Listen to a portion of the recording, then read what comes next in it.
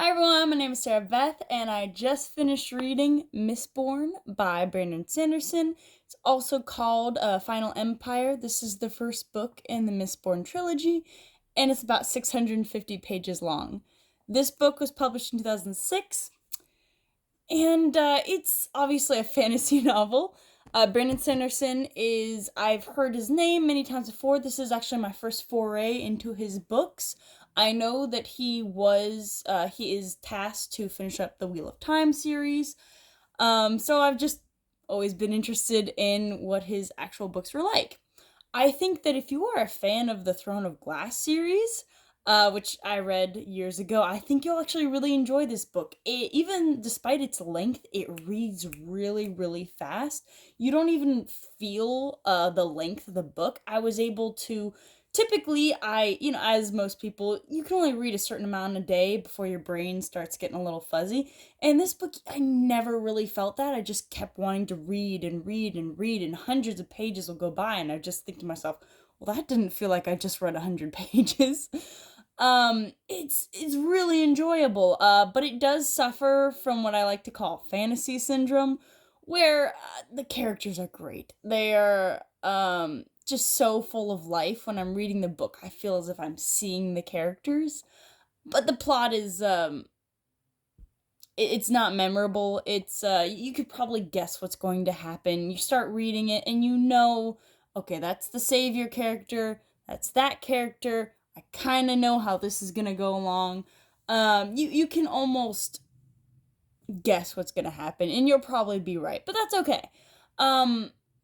I will say this, I was a little bit I think that maybe it's due to the fact that this was written by a man. The romance of this book doesn't really feel like romance. I'm going to be honest. I think that it kind of skirted over the feelings because it is largely from a female perspective, the book.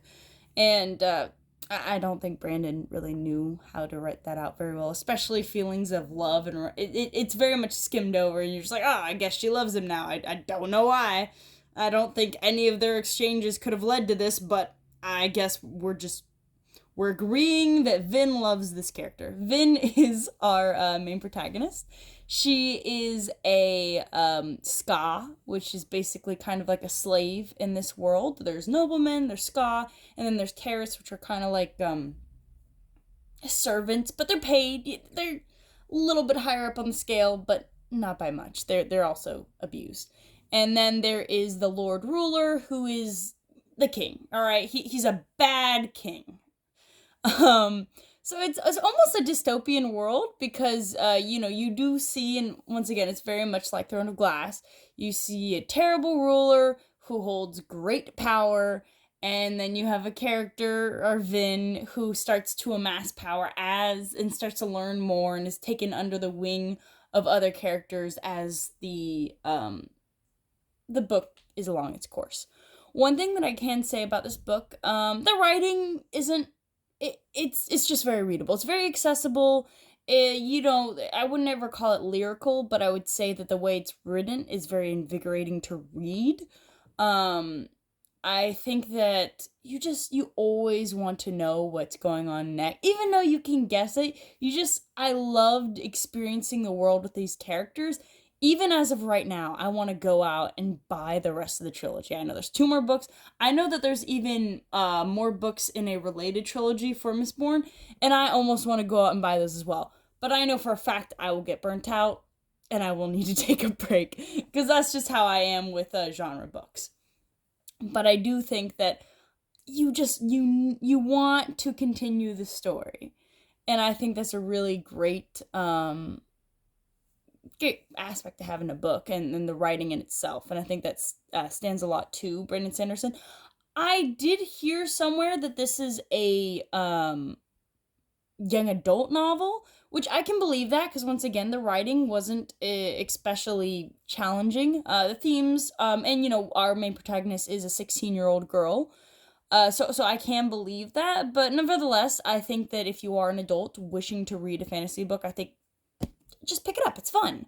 Just have fun reading. I think sometimes reading just needs to be fun, and I believe that this book definitely fills that void.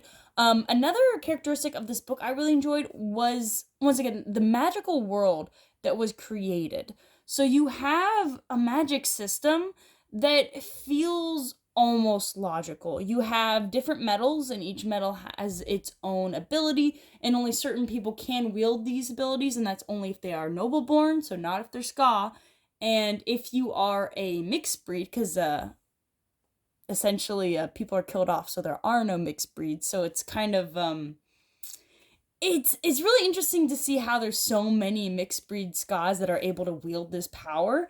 But at the same time, you can understand, because who's gonna kill off somebody after they have had sexual relations with them, because that's the main protocol in this book. So it is a bit darker.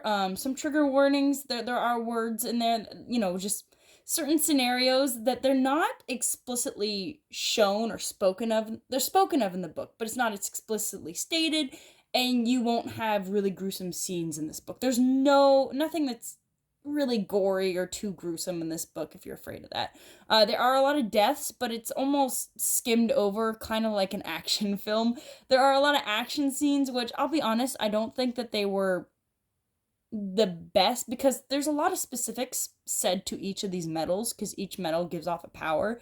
And between a pushing and pulling, between a metal that's an external metals, you kind of lose track which is which. I know that there's a diagram in the back of my book, but I got the gist of it. I know one metal, you propel, one metal, you come back in. So those two metals got confused a lot, and then there was tin, which was for, seeing and enhancing your abilities, and a few other metals. Obviously, I don't need to get into it, but sometimes all these names just kind of got mixed up in a lot of the action sequences. The action sequences could be a little too much, and there are a lot of action sequences, I will say that. I just wish it was a little bit clearer, because just so many metals were just thrown at you all at once. Not gonna lie.